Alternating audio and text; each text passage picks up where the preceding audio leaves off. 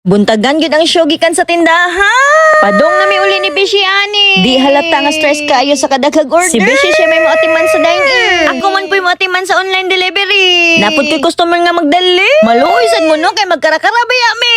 Ang uban kay akong kasaba. May gani dili sila musuko. I-post ko sa Facebook. Mo ana ra ba dayon customer is always right. If you want a good service, be a good customer ba ya? Sana all English. Nakakauna ang tanan pero kami wala. Unahon ba na mo ang customer kaysa sa samong sa magkurog-kurog na gud mi sa kagutom. So mangitamig kan anid to sa talisa. Kay wala naman mi tayo mo luto.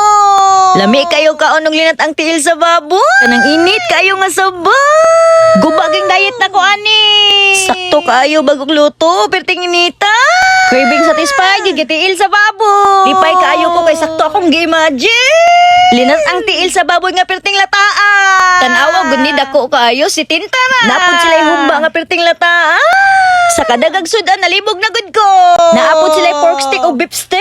Kalisan ba nilito ko na? Di gid nila ni mag voice over. Amuan na lang gi-order ang tanan. Wow, dato. Upat raman nakabuogod kay upat man mi. Naapod de islay lumpia kalami. Sumauna niya mong gi-order. Wadi ko nagmahay nga ni Ariko. Ako din gitalawa ng tanan. Walay joke, walay plastic lang, medyo kaayo. Si Tinta ra day na yang lumpia tag 20. Di gid ka mapakdot diri. Duha ka linat anak ng nakaon.